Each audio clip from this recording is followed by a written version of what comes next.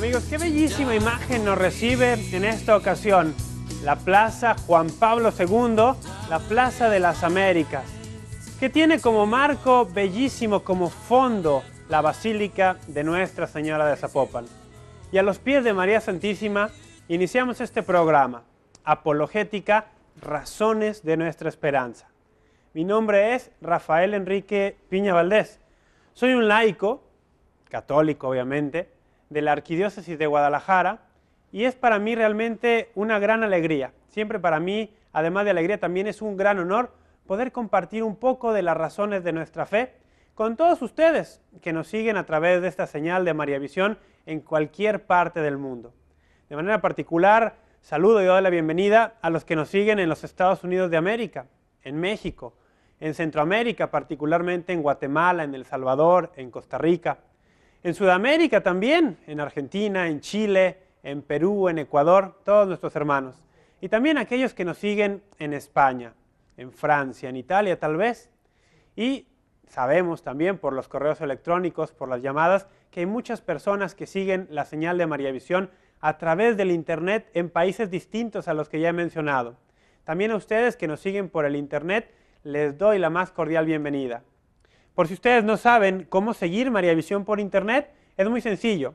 Hay que ir a la página de María Visión, www.mariavision.com, y allí buscar la opción donde está María Visión en vivo, y así ustedes podrán ver ya sea una imagen de muy buena calidad, dependiendo de la conexión de Internet con la que gocen, o una imagen que de pronto deja algo que desear, pero que el mensaje ya está con fuerza. Estamos trabajando para ustedes también en ese departamento, para que María Visión sea accesible por cualquier medio, para que esta luz llegue a muchísimos rincones, sin importar si es por televisión, por señal de radio, por señal de televisión.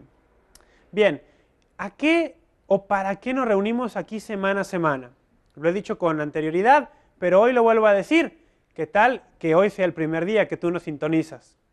La apologética, que da nombre a nuestro programa, es una disciplina, es una rama de la teología que se dedica a estudiar las razones de la fe.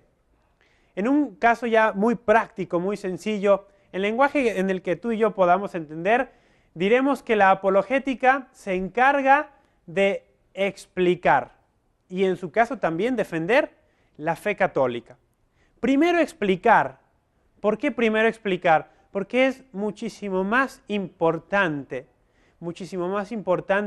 dar a conocer el tesoro de la fe que tenemos. Ese depósito de la fe que la Iglesia Católica ha salvaguardado ya por cerca de 2000 años, siguiendo, obviamente, las órdenes de nuestro Señor Jesucristo. Esto es lo que hace la apologética. Explica tanto a católicos como a no católicos eso que nos hace ser católicos y estar orgullosos de serlo, como ya te decía.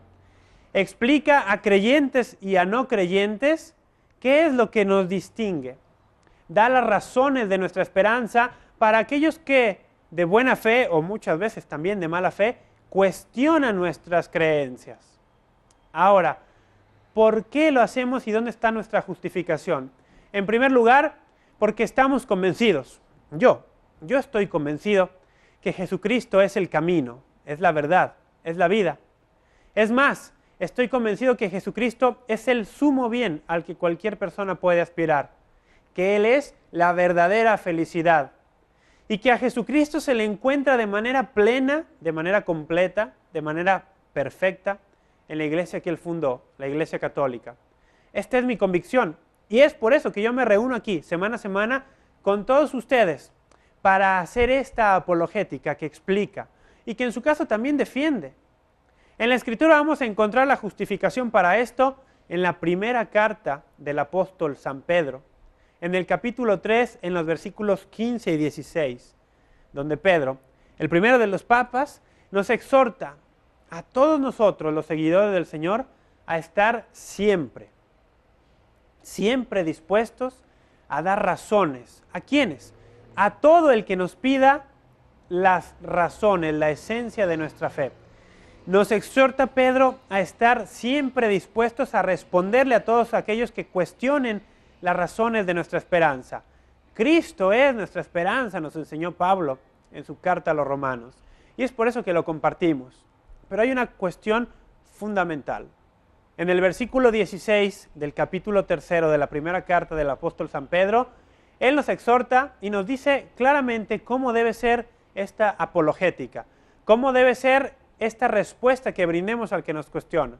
Allí dice, siempre háganlo con dulzura y respeto. Debo decir que yo en la práctica he aprendido que sin dulzura y sin respeto va a ser muy difícil lograr convencer a alguien. Que sin dulzura y respeto tú puedes tener el mejor de los argumentos, pero no va a lograr entrar al corazón de una persona. Y al final de cuentas, sin dulzura y sin respeto, estás faltando también al máximo mandamiento que tenemos, que es el del amor. Amar a Dios y amar al prójimo. La dulzura y el respeto son formas de ese amor. Hay que tenerle tanto amor al otro, tanta caridad al otro, que hay que compartirle la verdad. Pero hay que compartirle la verdad en la caridad. Y hablando de la verdad en la caridad, y ahora que tenemos aquí la imagen de Benedicto XVI, nuestro queridísimo Papa, recuerdo su más reciente encíclica, Caritas in Veritate. Él nos ha dicho que la verdad debe ir siempre acompañada de la caridad, pero que también viceversa. No existe caridad verdadera si no está fundamentada en la verdad. Y el día de hoy queremos exponer un poquito de esta doctrina católica, de esta verdad, para que se nos aclare mucho, espero, a nosotros uno de los elementos esenciales de nuestra fe. Y por eso hemos denominado a nuestro tema el día de hoy, también a manera de pregunta, como es habitual aquí. Y la pregunta del día de hoy, nuestro tema del día de hoy, será el siguiente. Es el siguiente. ¿Quiénes son los santos? Tú lo estás viendo ahí en tu pantalla ahora. ¿Quiénes son los santos? Y es muy curioso. Quiero empezar la explicación del día de hoy con una anécdota. Hace varios años ya, cuando yo tenía 21 años, unos amigos, muy buenos amigos míos de la universidad, que siendo cristianos pero sin ser católicos, llevaban una vida ejemplar, me invitaron a asistir con ellos a un, ¿cómo le podemos llamar? Un encuentro juvenil, que se iba a desarrollar en la ciudad de Querétaro, aquí en México, para los que nos sintonicen fuera de la República Mexicana. Querétaro, una ciudad hermosísima en el centro de nuestra nación, y allí se iba a llevar a cabo un encuentro de los jóvenes de todo el país que pertenecían a la denominación cristiana a la cual pertenecían mis amigos. Iba a ser un encuentro donde iba a haber oración, donde iba a haber alabanza, pero sobre todo donde iba a haber estudio de la Biblia. Iba a venir un pastor de los Estados Unidos a compartir la carta a los romanos. Lo recuerdo muy bien, porque creo, sin temor a equivocarme, que ese fue mi primer encuentro real con la Biblia, a los 21 años y con un grupo evangélico, no católico. Algún día les platicaré a detalle lo que encontré en esa carta a los romanos versión este pastor y lo que he encontrado ahora como católico. Pero lo que da pie a mi anécdota del día de hoy es una cuestión que no tenía que ver ni con la predicación, ni con la alabanza, ni tampoco con el estudio bíblico de la carta a los romanos. Tiene que ver con algo que estas personas de esta fe hacían de manera habitual, y era referirse a los más jóvenes, a los que estábamos ahí, a nosotros, con un título particular que a mí me llamaba poderosamente la atención. Y no solamente me llamaba la atención, sino que, para ser sincero, me causaba un poco de gracia. Y decía, mira qué curioso estas personas que nos dicen así. Cada vez que los jóvenes nos acercábamos, por ejemplo, al momento de la comida, a las mesas, donde había adultos sirviéndonos la comida, se referían a nosotros con el título de santos. Algunos de ellos, de manera más cariñosa, lo hacían en diminutivo, santitos. Y decían, ¡ay, ahí vienen los santitos!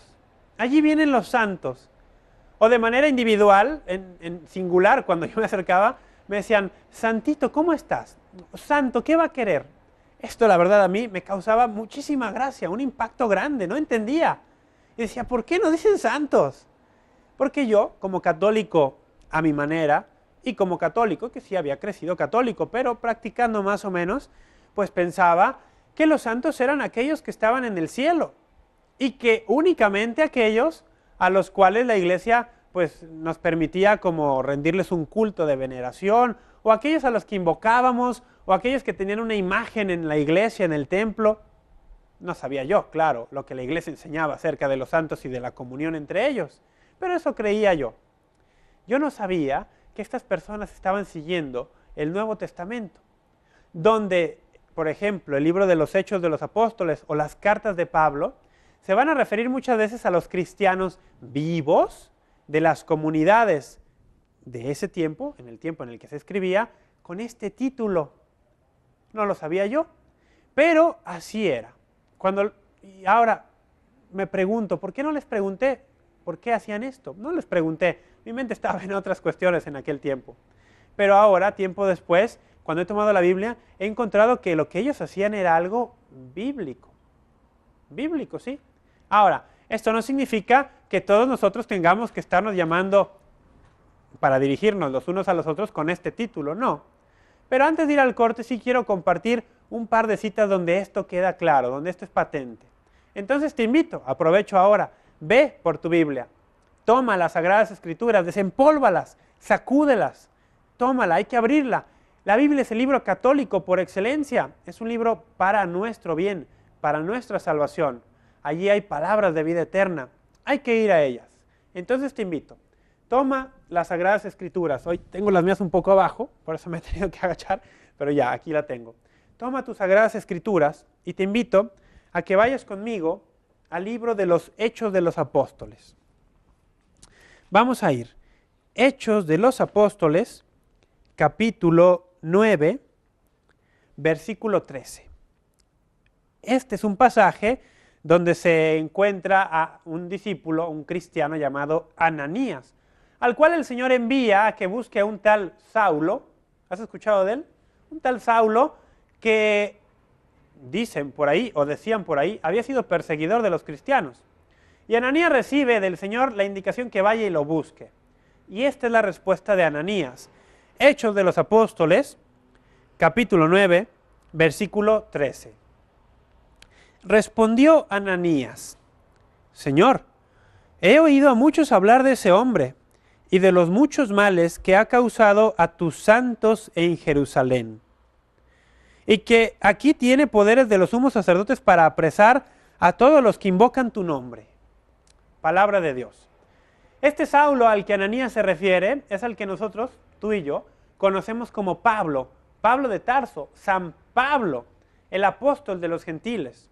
Recuerda que en un inicio Pablo, Saulo, era perseguidor de la iglesia, era perseguidor de los cristianos.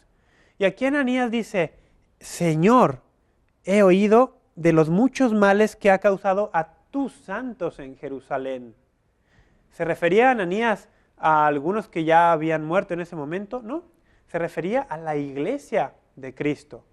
Ejemplos como este vamos a encontrar muchísimos en las cartas de Pablo también, pero también, por ejemplo, en la carta a los Hebreos. Al final de la carta a los Hebreos, en su capítulo 13, en el versículo 24, que es el penúltimo de la carta a los Hebreos, dice así el autor: saludad a todos vuestros guías y a todos los santos.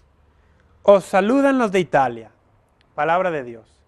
El autor de la carta a los Hebreos despide su carta diciéndole a sus destinatarios que por favor le saluden a sus guías y a todos los santos. ¿Quiénes son los santos? La comunidad, la iglesia. Y de eso vamos a hablar hoy. ¿Quiénes son los santos? Tenemos que hacer un corte.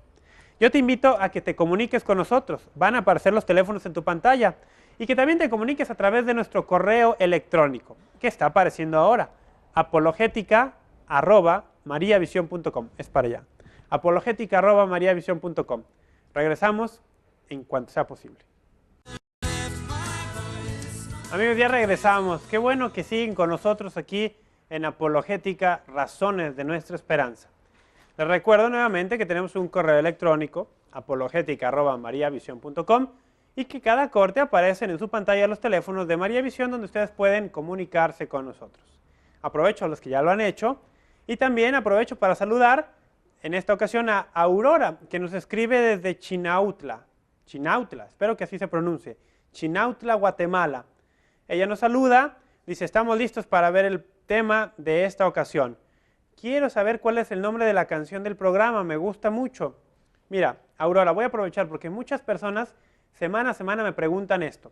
La canción se llama Rey del cielo y la tierra, King of Heaven and Earth, y el autor es Brian Flynn. Él es un cantautor católico y puedes encontrar su discografía si lo buscas en internet. Brian Flynn, la canción King of Heaven and Earth, Rey de cielos y tierra. Así es. Muchísimas gracias, Aurora, y a todas las personas que nos escriben desde Guatemala. Estamos con nuestro tema entonces hoy. ¿Quiénes son los santos?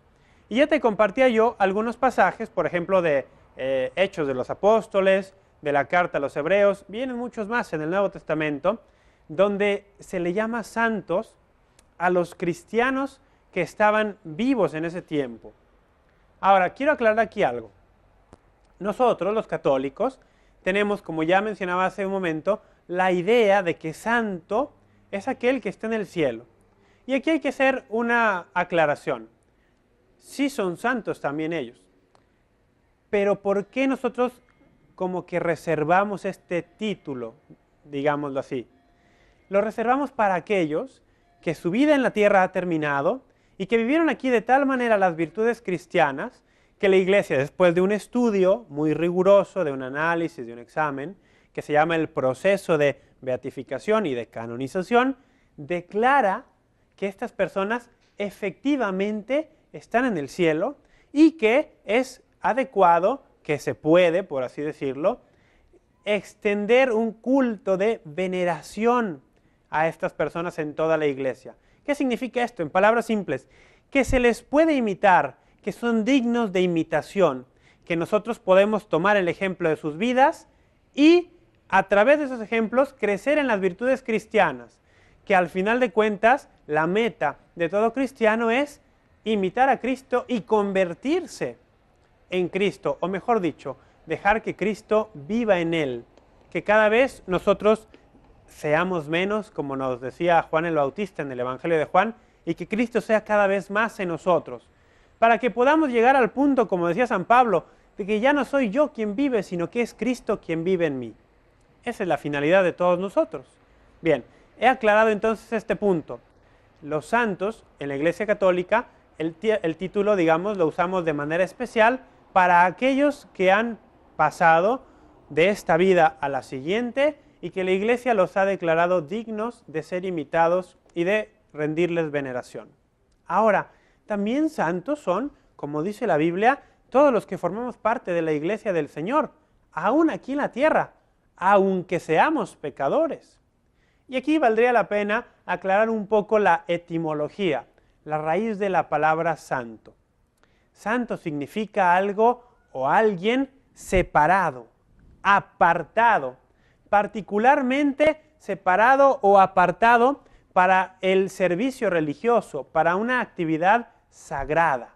De ahí también que digamos que algo santo o alguien santo es alguien consagrado. ¿Y dónde vamos a encontrar las primeras ocasiones en que la Biblia utilice la palabra santo o alguna de sus variantes? Bueno, te invito entonces a que vayamos por la Biblia. Toma tu Biblia, yo aquí tengo la mía, me sigue aquí la cámara y la tomo. Y vamos a ir al libro del Génesis, que es el primero de los libros de la Biblia. Y vamos al capítulo 2. Génesis, en su capítulo 2, empieza narrándonos cómo la semana está a punto de concluir. Esa semana en la cual se nos narra, Dios llevó a cabo la creación. Algún día, se los prometo, hablaremos a detalle de estos 3 primeros capítulos del libro del Génesis, porque son interesantísimos, apasionantes. Pero regresemos al tema. En el Génesis capítulo 2, vamos a encontrar en particular en el versículo 3 lo siguiente. Y bendijo Dios el día séptimo y lo santificó, porque en él cesó Dios de toda la obra creadora que Dios había hecho. Palabra de Dios. ¿Qué sucede aquí? Que el día séptimo Dios dice, lo bendijo. Ya había pronunciado Dios bendiciones, las encontramos en el capítulo 1. Había pronunciado bendiciones, por ejemplo, sobre los animales y sobre las aves, diciéndoles, sean fecundos y multiplíquense. A las aves les había dicho esto, y a los peces, a los que viven en el mar. También había pronunciado una bendición sobre el hombre. Después de haberlo creado, dice, sean fecundos y multiplíquense. Y aquí vamos a encontrar cómo, después de concluir esta creación en los primeros 6 días, nos narra el libro del Génesis, Dios bendijo el día séptimo. Pero no únicamente lo bendijo, sino que aquí Dios hace algo que no había hecho en ninguno de los otros 6 días. ¿Qué hizo? Lo santificó. Lo santificó. Es decir, lo apartó. Lo declaró distinto a los demás días. Distinto para un propósito en particular. Un propósito sagrado. ¿Cuál era ese propósito? El propósito de encontrarse con su creación. De manera particular y especialísima, de encontrarse con la mejor de todas sus creaciones, el hombre. Para eso Dios bendijo y santificó el día séptimo para el encuentro con el hombre. Y por eso decimos que santificar es apartar, separar para un propósito sagrado, separar de lo que no es digno de Dios. Esta es una de las primeras, o la primera, de las menciones que en la Biblia vamos a encontrar de Dios llevando a cabo esto. Y esto me da pie a lo que yo les quiero comentar ahora. En otras partes de la Biblia, por ejemplo, en el libro del Éxodo, en el libro del Levítico, en los profetas, vamos a encontrar que la santidad es también uno de los atributos de Dios. Es parte de su esencia, de su naturaleza. Dios es santo. Todavía más, dice el Antiguo Testamento, solo Dios es santo. Entonces, si solo Dios es santo, ¿cómo es posible que nosotros podamos llamar a algunos de los nuestros o que nos podamos llamar a nosotros mismos con este título? ¿Cómo es que podamos decir somos santos? ¿O cómo es que podemos decir hay quien es santo? Si solo Dios es santo. Te invito aquí entonces a que vayamos a ver este siguiente versículo. Vamos al libro del Levítico, en su capítulo 11, y vamos a leer el versículo 44 y el 45. El Señor Dios, después de dar una serie de preceptos referentes a la pureza y a la impureza de su pueblo, les dice lo siguiente: porque yo soy Yahvé, vuestro Dios, santificaos y sed santos, porque yo soy santo. Después el versículo 45 continúa: pues yo soy Yahvé, el que os he subido de la tierra de Egipto para ser vuestro Dios. Sed pues santos, porque yo soy santo. Palabra de Dios. Este pasaje de Levítico nos va a recordar muchísimo aquel pasaje del Evangelio de Mateo, capítulo 5, versículo 48, cuando el Señor Jesús dice, sean perfectos, como su Padre Celestial es perfecto. Es decir, que santidad también es perfección. Es estar, pues, separado para un fin sagrado, apartado de lo mundano. Perfección en su máxima expresión. Ahora, regresamos a la pregunta inicial. ¿Cómo podemos nosotros ser santos si solo Dios es santo? ¿Cómo sabemos que solo Dios es santo? ¿Dónde encontramos esto? Bueno, los profetas, ya te decía yo, Isaías, Jeremías, Ezequiel, van a referirse, por ejemplo, al Santo de Israel, para referirse a Dios. Isaías va a decir santo, santo, santo 3 veces. Y esto, si quieres, es una parte bellísima de la Escritura. Lo vamos a encontrar en Isaías 6, capítulo 6, versículo 3, donde dice, santo, santo, santo Yahvé Sebaot, llena está toda la tierra de su gloria. Esta es una visión que Isaías está teniendo del trono, un trono excelso y elevado, en el cual existen serafines. Y los serafines, dice, se gritaban el uno al otro, santo, santo, santo. Este pasaje de Isaías ha dado pie a este bellísimo himno que nosotros los católicos conocemos perfecto, porque en la celebración de la misa lo cantamos a una sola voz con los serafines, con todos los ángeles, proclamamos la grandeza del Señor. Y regresamos otra vez. Qué repetitivo soy, qué redundante. ¿Cómo es que podemos nosotros ser santos si solo Dios es santo? ¿Cómo es que si Dios de naturaleza divina es el único santo, nosotros que no somos de naturaleza divina, sino de naturaleza humana, es decir, una naturaleza distinta a la de Dios, cómo podemos llamarnos santos? ¿Cómo es que Dios, sin ser nosotros sus hijos engendrados como lo es Jesús, podemos compartir ese atributo de Él que es la santidad? Y espero que este punto quede claro. Si yo, un ser humano, engendro a otro ser, ¿qué voy a engendrar? Voy a engendrar un ser humano de naturaleza humana igual a la mía. Si Dios Padre de naturaleza divina engendra un hijo, ese hijo va a ser de naturaleza divina, el Hijo. Solo que ellos son dos personas, pero un solo ser, junto con el Espíritu Santo, una tercera persona, pero que sigue siendo un solo ser. Este es el misterio de la Trinidad que hemos explicado en programas anteriores. ¿A qué voy con todo esto? ¿Cómo es que Dios puede, de alguna manera, transmitirnos o comunicarnos ese atributo que es propio de Él, la santidad?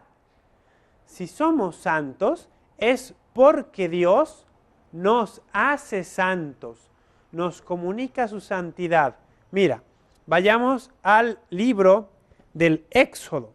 En el Éxodo, en el capítulo 19, voy a leer los versículos 5 y 6. Éxodo 19, versículos 5 y 6. Dice lo siguiente: ahora pues, si de veras me obedecéis y guardáis mi alianza, seréis mi propiedad personal entre todos los pueblos, porque mía es toda la tierra. Seréis para mí un reino de sacerdotes y una nación santa. Palabra de Dios. Y aquí está la clave para entender esta cuestión de la santidad y cómo es que nosotros podemos llegar a ser santos. La alianza. Si ustedes siguen este programa frecuentemente, se darán cuenta que yo una y otra vez, regreso a este tema, la alianza. Tema central de la Biblia, de la historia de nuestra salvación.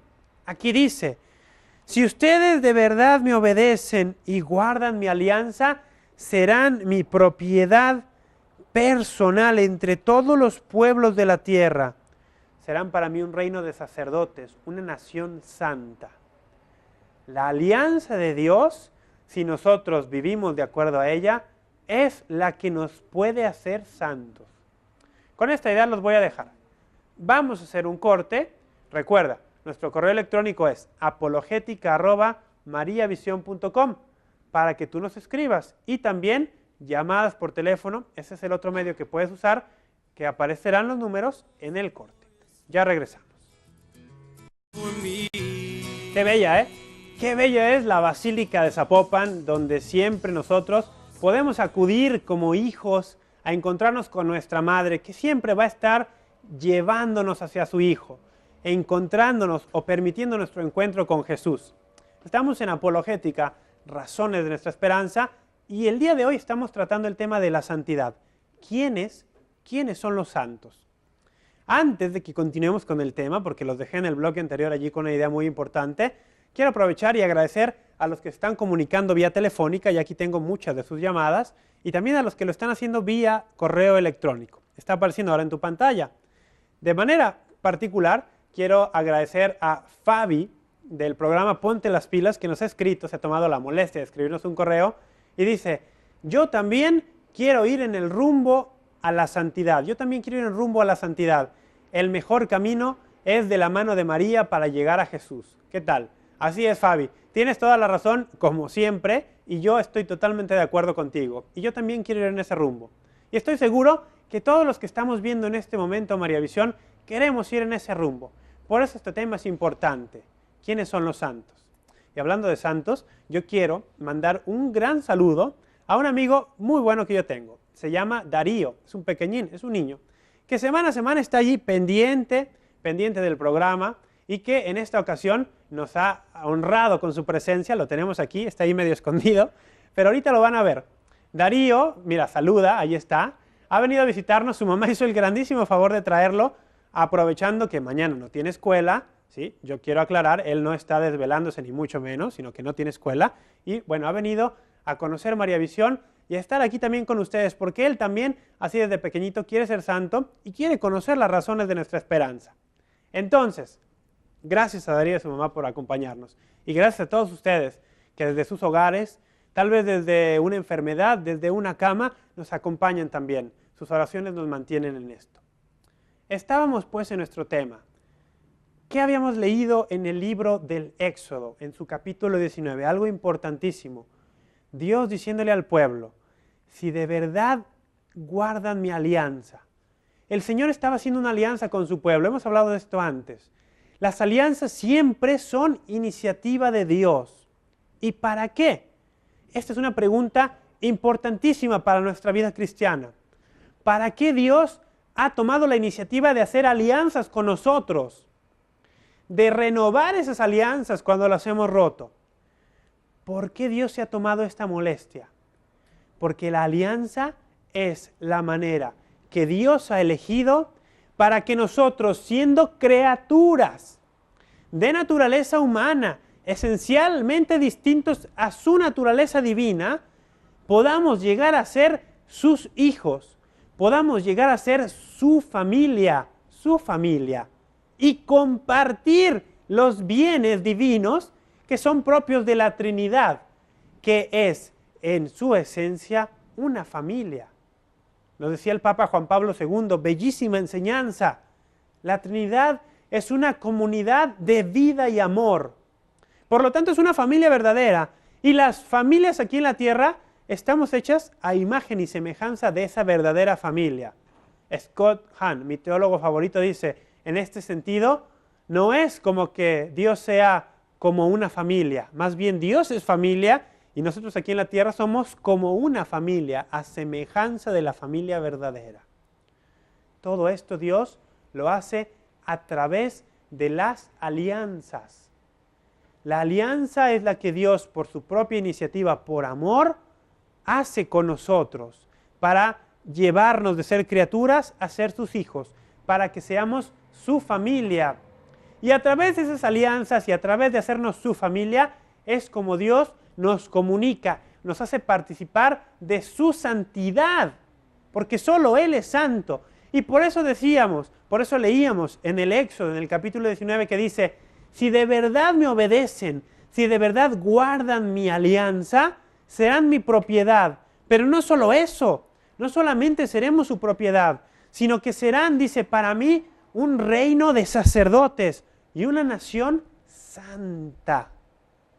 A través de la alianza, Dios nos hace su pueblo elegido, su nación santa. Por eso este tema es importantísimo.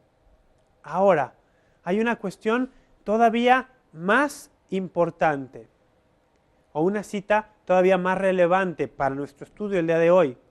Mira, vamos nuevamente a las Escrituras. Quiero que tomemos otra vez la Biblia. Pero ahora vamos a uno de los profetas, al profeta Ezequiel, en el capítulo 37. Ezequiel, capítulo 37, versículos 26 al 28. Dice así el Señor: concluiré con ellos una alianza de paz, que será para ellos una alianza eterna. Los estableceré, los multiplicaré y pondré mi santuario en medio de ellos para siempre. Mi morada estará junto a ellos, seré su Dios y ellos serán mi pueblo. Y sabrán las naciones que yo soy Yahvé, que santifico a Israel, cuando mi santuario esté en medio de ellos para siempre. Palabra de Dios. Hay otra versión, que no es que me guste más, pero que tal vez deja más clara esta enseñanza que yo quiero compartir, que se encuentra en este pasaje. Voy a tomar otra versión de la Biblia. Esta es la Biblia de Jerusalén. Ahora quiero tomar esta versión que se llama Nueva Versión Internacional. Es de un proyecto que se llama Proyecto Felipe. Es una Biblia cristiana, naturalmente, pero no es católica. Me la regaló un amigo evangélico que aprecio mucho y me gustó cómo traduce en particular este versículo del pasaje del profeta Ezequiel. Nuevamente, Ezequiel capítulo 37, versículos 26 al 28. Dice: y haré con ellos una alianza de paz, será una alianza eterna. Haré que se multipliquen y para siempre colocaré mi santuario en medio de ellos. Hasta aquí es básicamente igual que la Biblia de Jerusalén. Habitaré entre ellos y yo seré su Dios y ellos serán mi pueblo. Y cuando mi santuario esté para siempre en medio de ellos, las naciones sabrán que yo, el Señor, he hecho de Israel un pueblo santo. Palabra de Dios. Creo que se entiende un poco mejor nuestro mensaje con esta traducción o con esta versión. Dice: cuando mi santuario esté para siempre en medio de ellos, las naciones sabrán que yo, el Señor, he hecho de Israel un pueblo santo. Nuevamente la idea, la santidad únicamente podemos nosotros tenerla si Dios nos la comunica, si Dios nos la transmite, si Dios nos hace santos. Es entonces, Dios es el que nos hace santos. Y como he dicho anteriormente, la manera que Dios tiene para hacernos santos es la alianza. Porque con la alianza nos hace su familia. Y si somos familia de Dios, somos santos porque Dios es santo. Y aquí este pasaje de Ezequiel también pone de relieve la alianza. Dice: haré con ellos una alianza de paz, una alianza eterna. Y aquí tal vez ya empezó a sonar algo en ti. Una alianza eterna. Si tú eres cristiano, seas católico o no, la palabra alianza o las palabras alianza eterna te tienen que sonar a algo familiar, a algo conocido. Tienen que sonar una campanita por allí. Alianza eterna. ¿Dónde he escuchado ese término? ¿A qué se refiere? Y claro, los católicos lo tenemos muchísimo más fresco en la memoria, porque cada que asistimos a la Santa Misa, allí las palabras del Señor están presentes. Palabras que están registradas también en el Nuevo Testamento. En particular en donde viene esos pasajes donde el Señor se reúne con sus discípulos por última vez para celebrar un banquete de Pascua. Este pasaje que los católicos conocemos como la institución de la Eucaristía va a tener a nuestro Señor pronunciando esas palabras. Una alianza nueva, pero también eterna. Pero ¿cómo es esa alianza de Jesús? ¿En dónde está esa alianza que Jesús hace con nosotros? Nos va a explicar también la Sagrada Escritura. Voy a dejar esta edición de la Biblia, voy a regresar a la Biblia de Jerusalén y quiero que vayamos al pasaje del Evangelio de Lucas. Vamos a ir a Lucas, en su capítulo 22. Lucas 22, versículo del 19 al 20. Dice así: tomó luego pan, dio gracias, lo partió y se lo dio diciendo: este es mi cuerpo que se entrega por vosotros. Haced esto en memoria mía. De igual modo, después de cenar, tomó la copa diciendo: esta copa es la nueva alianza en mi sangre que se derrama por vosotros. Palabra de Dios. Nuevamente, la palabra alianza aparece. La alianza directamente relacionada o ¿cómo le podemos llamar? Cuando esta alianza se sella, directamente relacionada con la sangre y con el cuerpo del Señor. Es curioso y es de llamar la atención que siendo la alianza un concepto tan importante, tan trascendente para el pueblo de Israel, que así está reflejado en todas las páginas del Antiguo Testamento, la palabra alianza como tal solamente haya quedado registrada en labios de nuestro Señor una sola vez en todos los evangelios.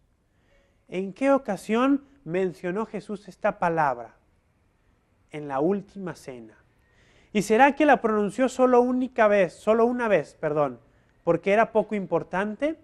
¿O será que era tan importante que decidió utilizarla en un momento culminante, en un momento solemne, en un momento importantísimo? Yo me inclino a pensar que la segunda opción es la adecuada.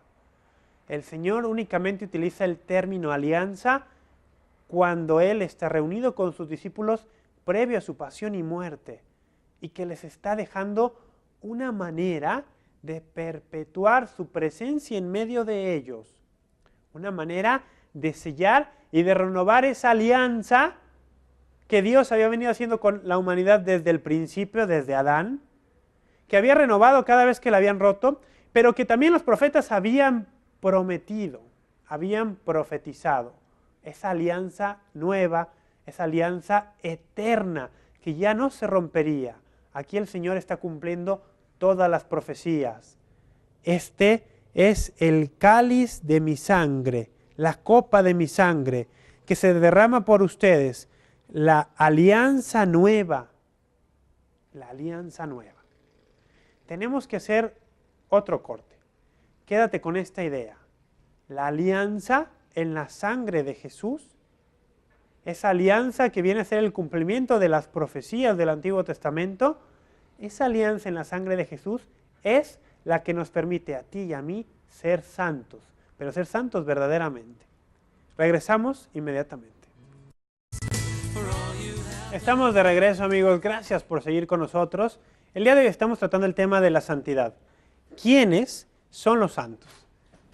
Y estamos viendo que, bueno, como seguimos el ejemplo del Nuevo Testamento, donde dice que santos también eran aquellos que estaban vivos, no únicamente que ya interceden por nosotros desde el cielo, queremos averiguar cómo es que nosotros podemos llegar a ser santos.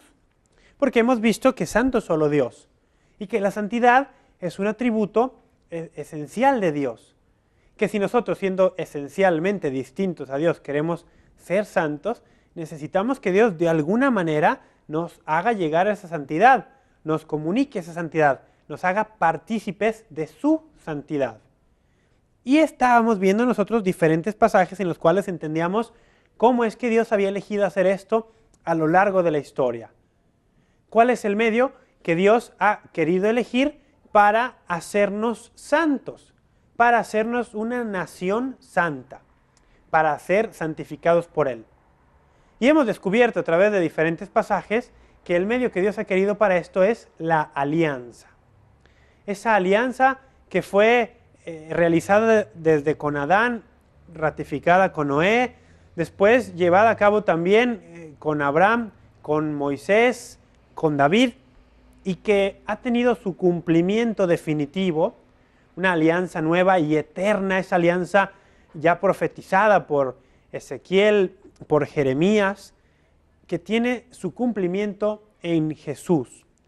Que nuestro Señor Jesús utiliza la palabra alianza solo una vez en su vida de lo que tenemos registrado, y es en la última cena, cuando les dice que su cuerpo y su sangre son el cuerpo y la sangre de esta nueva, eterna y definitiva alianza. La alianza es, pues, como Dios nos hace santos. Y quiero compartir con ustedes ahora un pasaje de la carta a los Hebreos. Viene en el capítulo 13, en el versículo 12. Dice lo siguiente: por eso, también Jesús, para santificar al pueblo con su sangre, padeció fuera de la puerta. Palabra de Dios. Esto de padeció fuera de la puerta está más explicado a detalle de a qué se refiere en este capítulo 13 de Hebreos. Si tú quieres verlo, bueno, lee el capítulo completo. A mí me interesaba compartir con ustedes esto. Jesús para santificar al pueblo con su sangre. La sangre de Jesús es la que nos santifica. La sangre de Jesús es la que nos santifica. Pero ¿cómo sucede esto? ¿Cómo es que la sangre de Jesús me puede hacer santo a mí?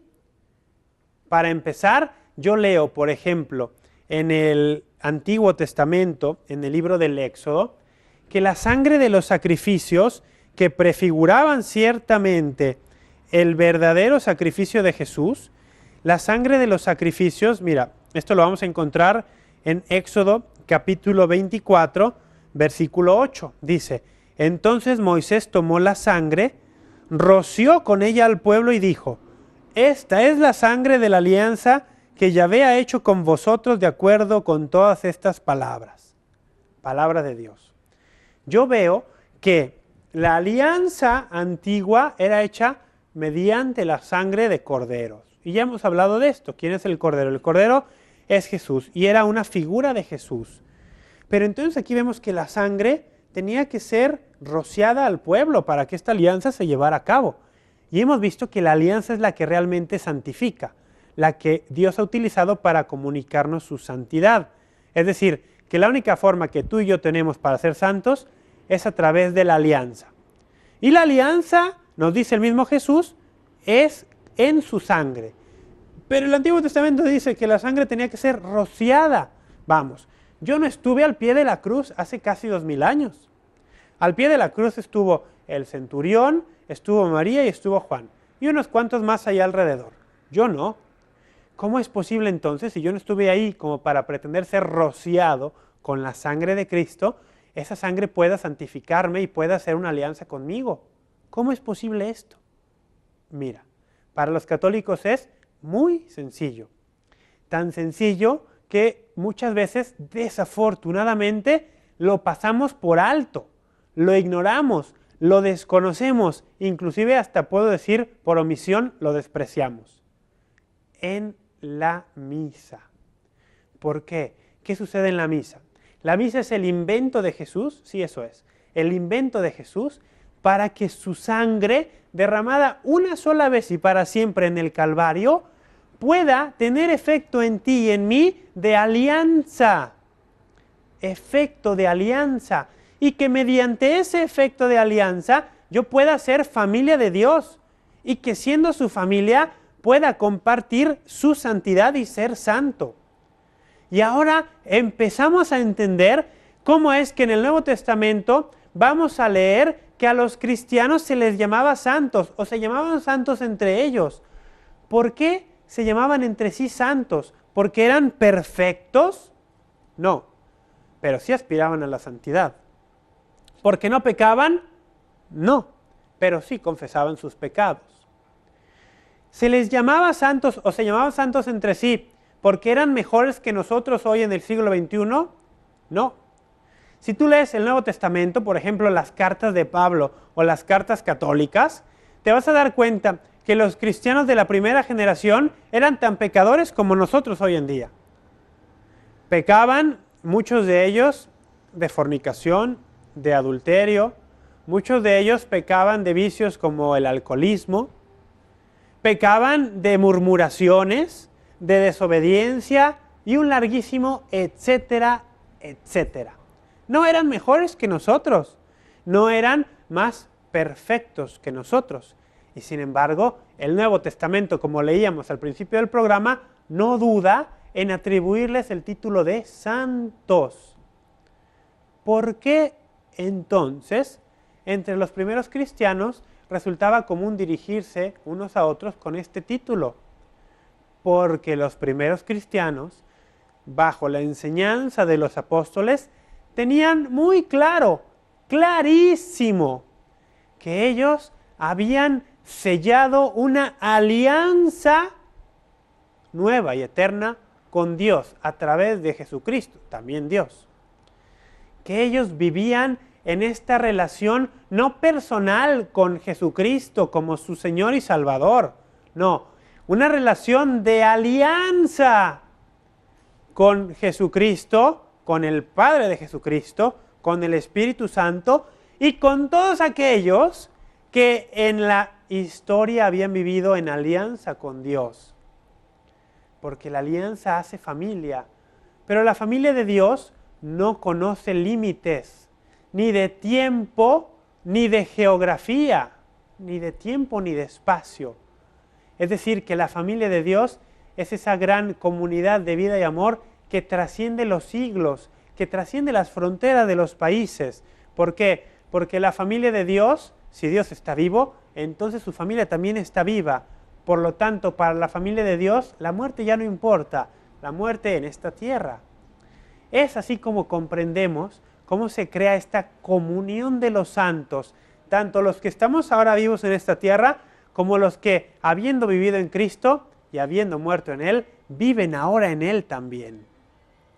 Los primeros cristianos no temían llamarse entre sí con el título de santos porque vivían en la alianza en la sangre de Cristo, pero ellos tampoco habían sido rociados con la sangre en el Calvario. Entonces, ¿cómo es que la sangre de Cristo los hacía a ellos partícipes de esta alianza, sin haber sido rociados? Bueno, porque ellos, los primeros cristianos, participaban de la sangre de Cristo de un modo muchísimo más, ¿cómo le puedo decir?, eficiente, eficaz, que simplemente haber sido rociados. Ellos habían comido, ellos comían y bebían de manera habitual la carne de Cristo y su sangre. No solamente habían sido rociados, sino que la habían bebido. Y eso es lo que les permitía aplicar para ellos los beneficios, los efectos de esa sangre. Esa sangre que los hacía entrar en una relación de alianza, alianza que los convertía en familia de Dios. Y siendo familia de Dios, eran santos porque participaban de la santidad de Él. Vamos a hacer un corte. Estamos ya por terminar. Si tienes una llamada o algo, ahora es casi tu última oportunidad. Vamos a regresar para dar los comentarios finales de nuestro tema el día de hoy. ¿Quiénes son los santos? Quédate con nosotros. Amigos, ya estamos de regreso. Estamos casi por terminar nuestro programa. ¿Quiénes son los santos? Y quiero compartir un par de citas más con todos ustedes, porque son citas importantísimas para terminar de comprender este tema. La primera que quiero compartir ya para terminar, vamos a encontrarla en la primera carta de Pedro, capítulo 1, a partir del versículo 14. Dice: como hijos obedientes, no os amoldéis a las apetencias de la carne. No os amoldéis a las apetencias de antes, del tiempo de vuestra ignorancia. Más bien, así como el que os ha llamado es santo, así también vosotros sed santos en toda vuestra conducta. Como está escrito: seréis santos porque santo soy yo. Y si llamáis Padre a quien sin acepción de personas juzga a cada cual según su conducta, conducíos con temor durante el tiempo de vuestro destierro, sabiendo que habéis sido rescatados de la conducta necia heredada de vuestros padres, no con algo caduco, oro o plata, sino con una sangre preciosa, de cordero sin tacha y sin mancilla, Cristo. Palabra de Dios. Es riquísimo este pasaje. ¿Qué nos dice Pedro, el primero de los papas? Primero, dice, como hijos obedientes. ¿Hijos de quién? Dice aquí, si llamáis Padre a quien sin acepción de personas juzga a cada cual según su conducta, ¿quién es ese sino Dios? Si llamamos Padre a Dios, y primero nos dice como hijos obedientes, este es lenguaje de familia, hijos, padres. ¿Cómo podemos ser familia? A través de la alianza, lo hemos dicho. Y nuevamente Pedro dice, han sido rescatados con la sangre preciosa del Cordero. Y mira lo que dice la carta a los Hebreos en el capítulo 9. Carta a los Hebreos, capítulo 9. A partir del versículo 11. Dice, en cambio, Cristo se presentó como sumo sacerdote de los bienes futuros a través de una tienda mayor y más perfecta, no fabricada por mano de hombre, es decir, no de este mundo. Y penetró en el santuario una vez para siempre, no con sangre de machos cabríos, ni de novillos, sino con su propia sangre, consiguiendo una liberación definitiva. Pues si la sangre de machos cabríos y de toros y la ceniza de una becerra santifican con su aspersión a los contaminados, en orden a la purificación de la carne, cuánto más la sangre de Cristo, que por el Espíritu Eterno se ofreció a sí mismo sin tacha a Dios, purificará de las obras muertas nuestra conciencia para poder rendir culto al Dios vivo. Palabra de Dios. cuánto más la sangre de Cristo purificará nuestra conciencia de las obras muertas. Inmediatamente después dice, por eso es el mediador de una nueva alianza. ¿Ves? Alianza, sangre, purificación, santificación, todo está relacionado. La única manera en que tú y yo podemos ser santos es a través de una alianza con Dios. La única manera que Dios nos ha dejado para que tú y yo entremos en una alianza con Él es a través de su cuerpo y de su sangre, que Él mismo nos mandó comer y beber. Es un mandato de Jesús, no es un invento de hombres, es un mandato de Jesús. La santidad es participar de Dios, de su vida, de la vida verdadera, es permanecer en Dios. ¿Y cómo puedo yo permanecer en Dios? Juan 6:56 lo dice de manera clarísima. El que come mi cuerpo y bebe mi sangre, permanece en mí y yo en él, dice el Señor. Agradezco muchísimo a los que nos han llamado durante este programa, Elsa López, Gaviola o Gaviota Guerrero, Raúl Aguilar desde Guatemala, Ofelia Valdés de Guadalajara, Jenny Salas desde Costa Rica, un abrazo, Mauricio Guerro dice, de Guadalajara también, muchas gracias, de Querétaro, Omar Ledesma, Enriqueta Morales desde Monterrey, Angelina Luque de Querétaro, muchísimas gracias Angelina, Víctor Manuel de Tlaxcala, Francis de Zamora de Guatemala y su esposo Roberto, un gran saludo, Ricardo Hernández desde Oaxaca, Ruth Guerra desde Escobedo, Nuevo León. Gracias a todos ustedes. Gracias a los que nos han escrito también. Por ejemplo, Asael Gaitán, que nos manda una pregunta, te la responderé vía correo electrónico, Asael. A todos los que nos han escrito de muchísimas partes. Guadalupe Guzmán, Liliana González, Rosalba, Gabriela, Irma Córdoba, Mariel Moreno, José Luis Estrada, Hilda Patricia Méndez. Trataré en la medida del tiempo, que me lo permita, ir dando respuesta a través del correo a todos ustedes.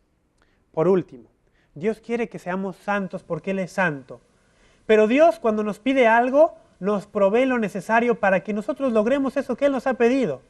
Si Dios nos pide la santidad que viene de Él, Él nos la da. ¿Cómo nos la ha dado? A través de su Hijo, a través del cuerpo y la sangre que Jesús nos dejó para que podamos acercarnos a comerlo. Y te invito a que hagamos esta oración. En presencia de Jesús, en la Eucaristía, allí está su cuerpo. Mira, lo estás viendo ahora. Este es el milagro más grande del amor. Esta es la forma que el Señor hizo, inventó para quedarse con nosotros todos los días hasta el fin del mundo. Recuerda las palabras de Ezequiel, la profecía de Ezequiel, la profecía donde Él mismo, el mismo Señor, nos prometió quedarse con nosotros.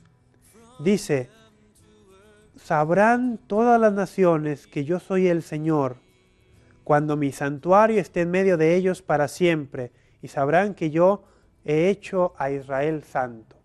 Allí está el Señor, en medio de nosotros. Él es el verdadero santuario, que se quiso quedar en medio de nosotros para siempre, para que sepamos que el Señor nos hace santos. Allí está el cumplimiento de la profecía de Ezequiel, el santuario en medio de nosotros. Que el Señor los acompañe, que el Señor nos bendiga a todos y que María Santísima nos proteja, interceda por nosotros para que podamos cada día más hacer lo que su Hijo nos dice. Y si el Señor que es todo providente, todo misericordia, lo permite, nos reuniremos aquí la próxima semana una vez más para compartir las razones de nuestra fe, las razones de nuestra esperanza. Hay que ser santos, porque el Señor nos ha dado todo lo que necesitamos para hacerlo. La única tragedia verdadera es no ser santos en este mundo. Que el Señor nos bendiga.